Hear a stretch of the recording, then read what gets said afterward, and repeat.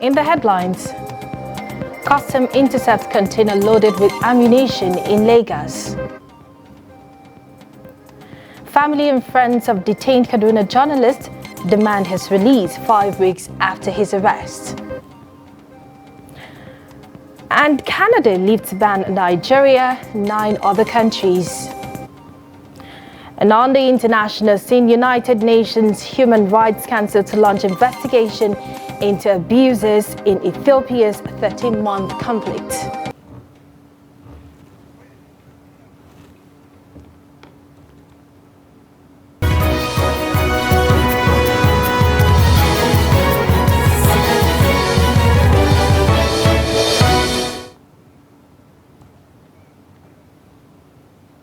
Hello and welcome to Trust TV News Updates. I am Martia Umar.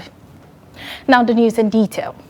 United Nations Human Rights Council and the officials of the Nigerian Customs Service attached to Can Island Command on Friday intercepted a 1X40FT container carrying arms. And Public Relations Officer of the Can Custom, Uche Ejesime, confirmed the development, saying officials discovered the container during a routine examination at Terminal B2, with the power of the container allegedly declared as plasma televisions. He added that in line with service protocols, the command would inform the Customs High Command in Abuja after the container had been thoroughly examined at the enforcement unit of the command. And the governor of Plateau State, Simon Lalong, directed the total lifting of existing curfew in Jos North, Jos South and Basa local government areas earlier imposed on September 8, 2021 from 10 p.m. to 6 a.m. The governor gave the directive after a state security council meeting which held at the government house, Rayfield, Jos, where the council reviewed the security situation. Trust TV Dixon Adama gives an update. Following the review of the curfew in just the Plateau State capital by Governor Simon Lalong, the state remains the same, and people are still going about their normal business because originally the curfew was supposed to be from 10 p.m. to 6 a.m. And just nightlife in Jos has not really been flourishing, and people normally go to their rooms as early as possible, coupled with the cold which has broken out in Jos. So people are not even aware of the curfew, the review of the curfew. Even if they are aware, there's no much impact. However, what they were looking out for was the review of the time of tricycle operation, which is still between 6 p.m. to 6 a.m. and that's the restriction. That time they're not supposed to operate anymore. So without that, the review of the original curfew was not really felt by the people, and people are not even aware. But however, the Christmas is around the corner and people are still going about their normal businesses, and few ones felt that okay, the review of the curfew was good, while others are not even aware. However, whatever happens will still be let known by Trust TV. Listen, Salami Adama.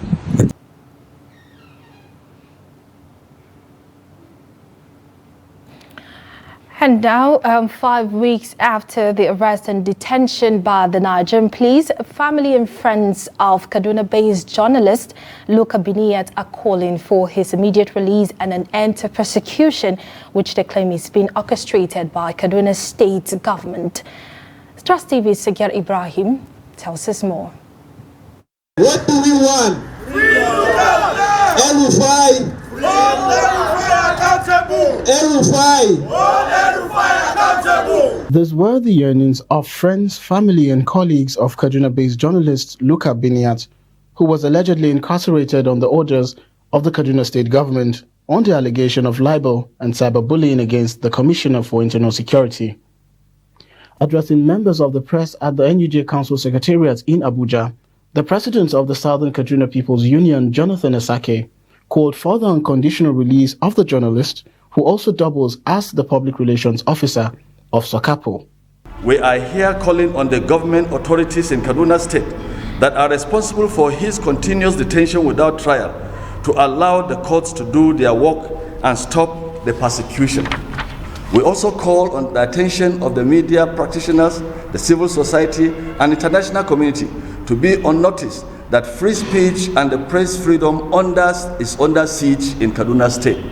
Asake added that while the Commissioner for Internal Security has since cleared his name, Biniyat remains incarcerated, yet to be tried or heard by a court of competent jurisdiction. His continuous detention, up to 5 weeks now running, is because the magistrate court has refused to grant bail and has kept him in detention and claiming they don't have jurisdiction. And the man in question, who we know is being used by the state government, has gone to the NUJ Secretariat in Kaduna and made press conferences clearing his name, stating his case, but Luka has not been heard. Luka can only be heard in the court, but he has not been heard 5 weeks after. Also speaking was renowned activist Omoyele Sowore, who called for the sanction of the Kaduna State Governor over the violation of media freedom in his state. And I will want to call on the CPJ in New York to declare Mr. El-Rufai as one of the major violators of media freedoms around the world. Until we start getting these individuals held accountable for their atrocious behaviors towards journalists, it will not stop. Family members of the embattled journalist appealed to the international community to intervene in the matter to enable the husband and father spend the holidays with his loved ones. I've been going through a lot psychologically because every night I don't sleep. I always pray for him. I imagine a lot of things in my head in the night. And when I go there to visit him and he comes out, that is when I have a little peace. So I'm doing safe feeding. I don't want him to eat something and I will hear that the process of this, so something happened to him, he's sick. I don't want that. And he also had a health challenge. They don't allow him to see a doctor, and I'm even afraid. I don't trust anybody. I want his freedom. Yes. I want him to spend this Christmas with his children and I. In over 2 decades of my life, I've never witnessed so much trauma, horror, and terror in one place at the same time. It's very disheartening and sad to know that this level of terror is being put on us by a fellow person from our own state. Sagir Ibrahim reporting for Trust TV. And now the Archbishop of the Lutheran Church in Nigeria, Reverend Musa Philippus, has called on government to intensify efforts in creating a conducive environment that will allow young Nigerians unleash creativity and also fend for themselves to curb illegal migration. The Archbishop, who is also the president of the Lutheran World Federation, noted that the issue of illegal migration has contributed to soiling the country's image globally. The report. This event is put together by Symbols of Hope, diaconal arm of the Lutheran Church of Christ in Nigeria. 22 young persons selected from 9 dioceses of the church in the Northeast have just concluded training on small-scale business and are here being issued with economic starter packs. The intervention by this charity, Archbishop Philippus, say is the church's own modest contributions to nation building, aimed at addressing the problem of illegal migration and human trafficking affecting the country, particularly the younger generation. The government must intensify its own efforts in taking responsibility in creating an environment that will enable people to be creative and find a way of fending for themselves. Even when government is not able to provide opportunities for employment, cannot employ everybody, but the government can create that environment in which people can invest, can do their little businesses. What do I mean? There must be peace, there must be empowerment, there must be good education, there must be training. These are all responsibilities that the government needs to take to ensure that people are able to live in peace and safety and fend for themselves. However, the country director, Symbols of Hope, Reverend Emmanuel Gabriel, behind this charity, said Nigerians of late are facing intense pressure to leave the country due to negative push factors.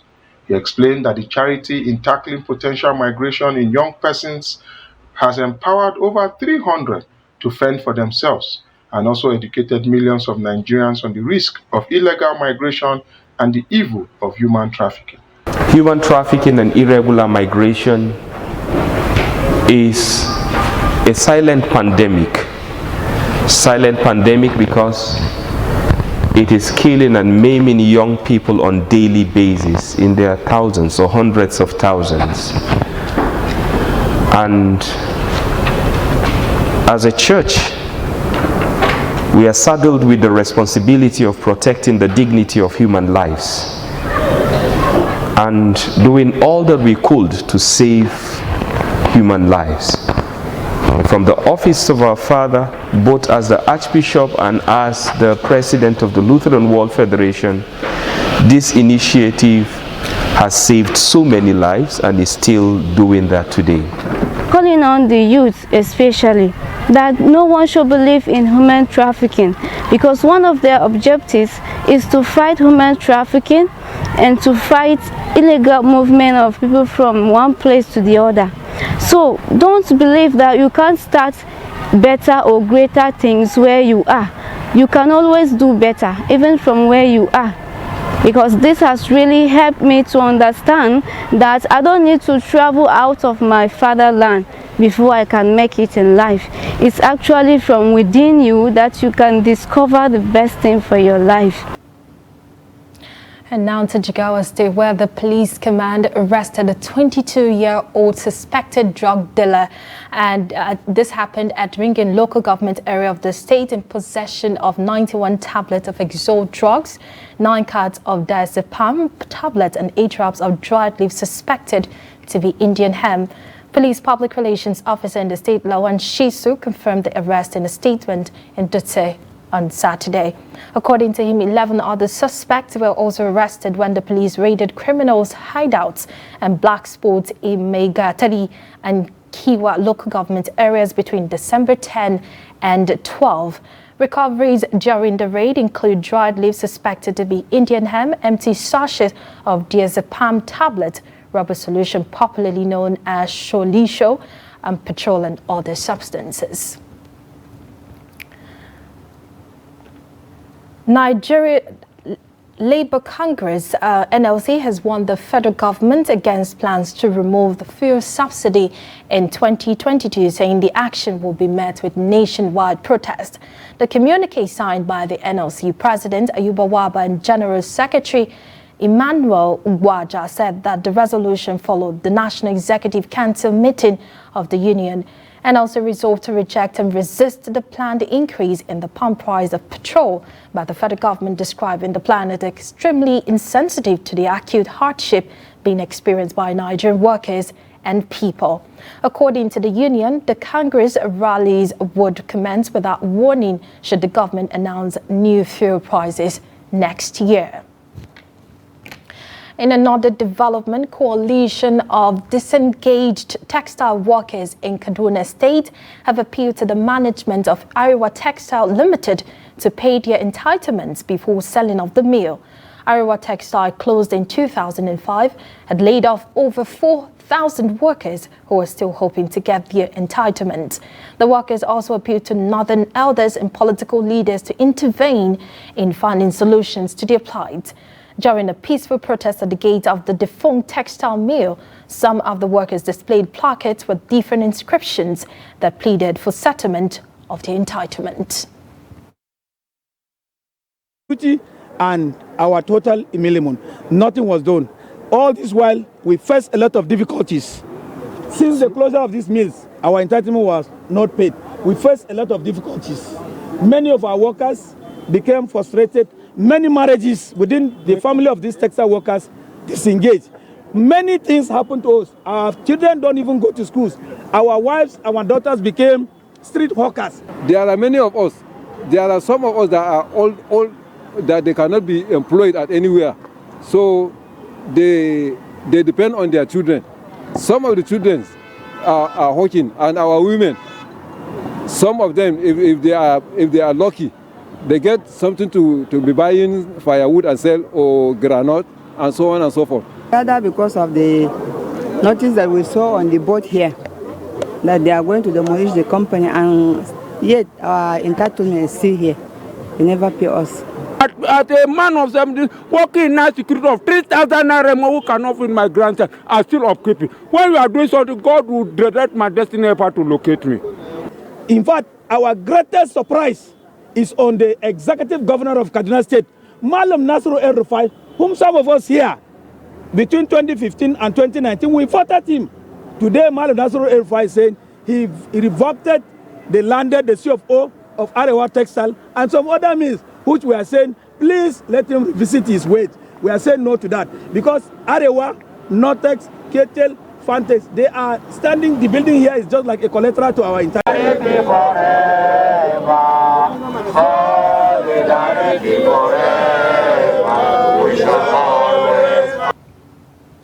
And the Canadian government says they will lift the ban on 10 African countries, including Nigeria, on December 18. The country's health minister, Jean-Yves Duclos, announced this at a news conference in Ottawa. He said other countries include South Africa, Mozambique, Botswana, Zimbabwe, Lesotho, Eswatini, Namibia, Malawi and Egypt, while recognizing that the controversial nature of such a prohibition is a necessary measure to slow the arrival of Omicron in Canada. Canada is also reimposing its requirement for Canadians taking short trips abroad to get a COVID-19 test before returning to Canada, noting that the pre-entry testing requirement will take effect on December 21 and travelers must take the test in a country other than Canada. Canada late November restricted travels from Nigeria and the 9 other countries over the spread of the recently discovered Omicron variant of the coronavirus. Lagos State Fire and Rescue Service says no death or injury recorded in the fire that broke out at the Okiafa Building Materials Market in Jakonde, Egbe, Lagos State, Friday night. The director of the service, Margaret Adesaya, in a statement on Saturday, said the application of copious water and chemical foam compound subdued the fire. According to her, the cause of the inferno and the losses recorded could not be ascertained as investigation is still on to unravel the circumstances surrounding the outbreak of the fire.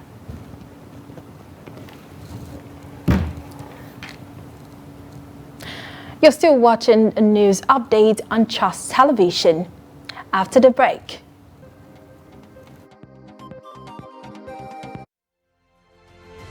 Get latest updates on current topical issues and breaking news by downloading the Trust TV mobile app on your Android devices. Go online, click Google Play Store, search Trust TV, install the app, and get doses of unfiltered information on happenings all over the world in your pocket.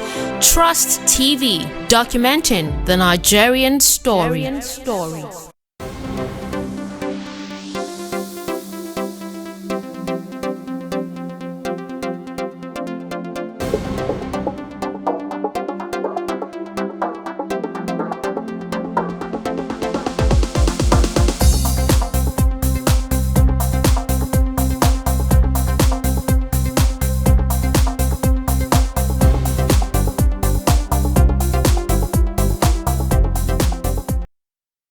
Welcome back. You're still watching the news update on Trust Television.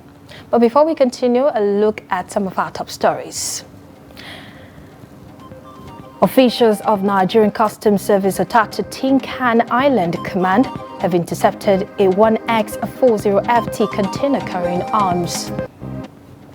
And we also told you that family and friends of detained Kaduna-based journalist Luka Biniyat are demanding for his release.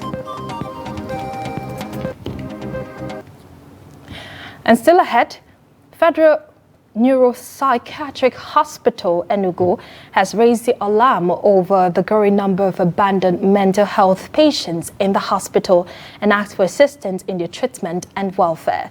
The medical director of the hospital, Monday Igwe, raised the alarm during the hospital's 2021 Thanksgiving and Town Hall meeting.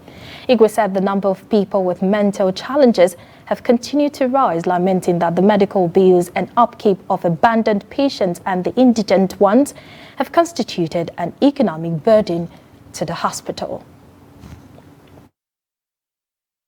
Government has banned the use and sales of charcoal in the state to protect the environment. The Permanent Secretary, Ministry of Environment and Natural Resources, Aliu Agway, announced this while addressing newsmen on Saturday in Lafia.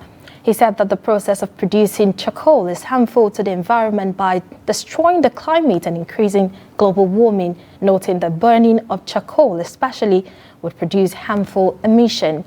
He warned that those selling and using charcoal to desist to avoid persecution in case of violation. Blindness is an impediment of people's sight. Some of the conditions are curable, while they are not, or some are not, depending on the cause and the plight of the patient. In Gombe metropolis, Angwan McAfee hosts a number of visually impaired people where a kingdom of blind has been in existence for more than 5 decades. Ibrahim Ismail meets the kind of a blind people in Gombe. This is the Sarki McAfee of Gombe, meaning the king of the blind in Gombe. He was appointed by the 9th Emir of Gombe. Late Malam Abubakar Umar, the 105-year-old Ahmad Ibrahim has a kingdom with advisors and other subordinate traditional title holders like that of a typical emirate in northern Nigeria.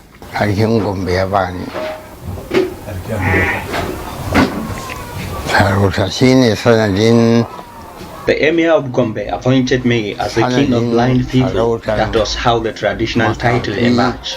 We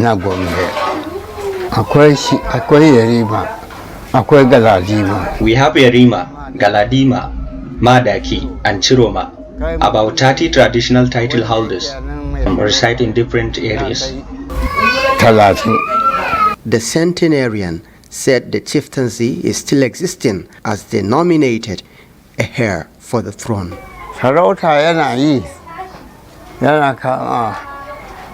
The chieftaincy is functioning. That is why we consider Yerima as my possible successor.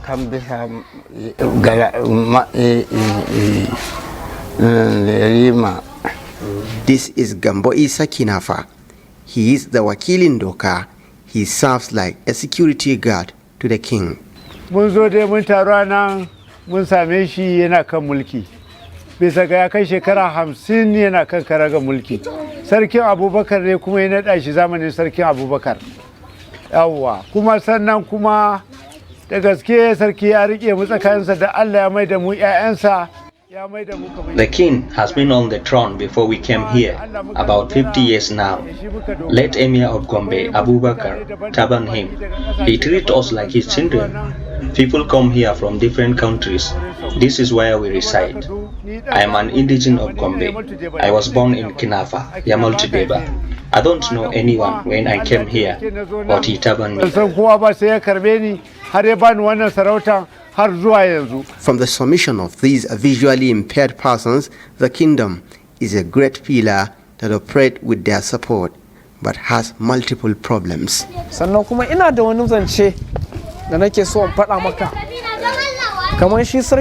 to tell you something. All assistance meant for the kind don't get to him. There are some insiders. Even if they receive it, they don't bring it to him, unless if there is a need to travel. Then a fundraising will be launched.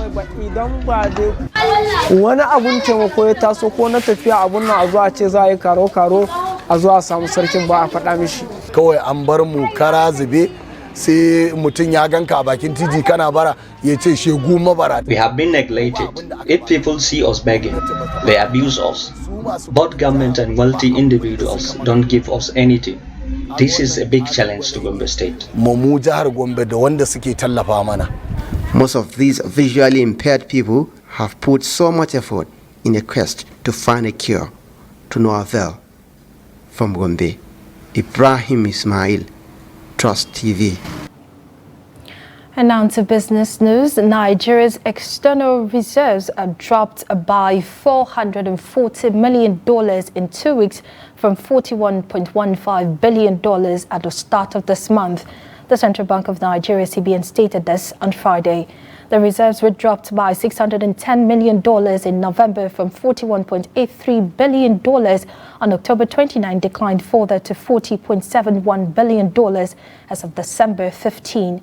The CBN data also showed that the reserves, which had gained $5 billion in October, returned to a downward path in November, increasing from $36.78 billion in September to $41.83 billion as of October 29.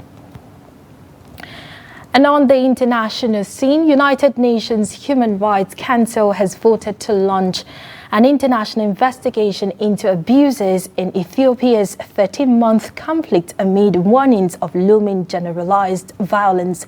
The resolution passed on Friday despite objections from Ethiopia's government, accused the UN body of being used as an instrument of political pressure and pledged not to cooperate.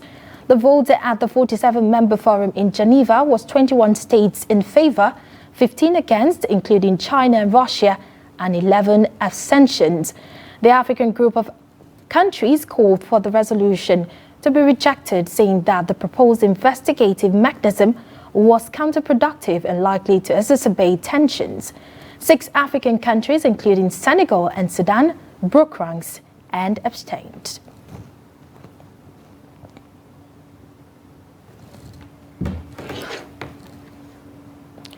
And that wraps up the news update at this hour. Thank you for being a part of the news. For more updates, please follow us across all our social media platforms.